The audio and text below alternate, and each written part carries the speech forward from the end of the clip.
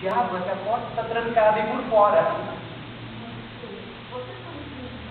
Sim, perfeitamente nobre. Mas peraí, ele era sua amante, não era? Ele era sua amante? Claro que ele era amante dela. Isso, vamos responder. Ela está perguntando para você se ele era pobre. Ele era pobre? Claro, ele era pobre, não era? Não. Ele era pobre. Ele era pobre.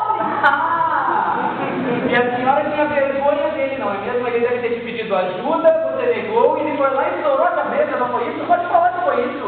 Por isso que a senhora está aqui, é culpa da senhora de estourar a cabeça, não foi isso? Não, não, sua calma. Pare com isso, pare com isso. Não,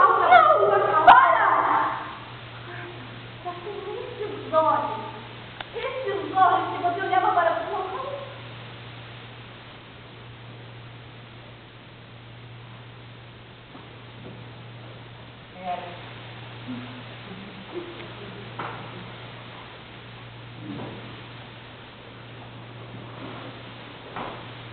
Vocês estão completamente errados.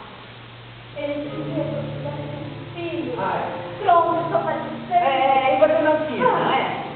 Não, eu não quis, mas a criança veio assim mesmo. Era uma menina. Roger estava ao meu lado quando ela nasceu.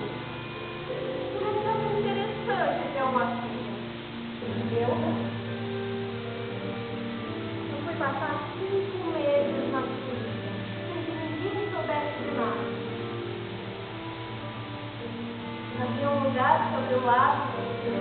Eu arranjei uma pedra grande. Ele gritava: Céu, não, por favor, eu lhe suplico. Eu odiava ele naquele momento, eu odiava ele. Ele correu até o local. E eu espero como sempre consolado. Nada. Eu voltei para Paris e ele teve bem entender. Estourou a cabeça, não foi? Foi. Mas ele não precisava ter feito isso. No meu país não se tocava de nada. Odeio. Odeio você.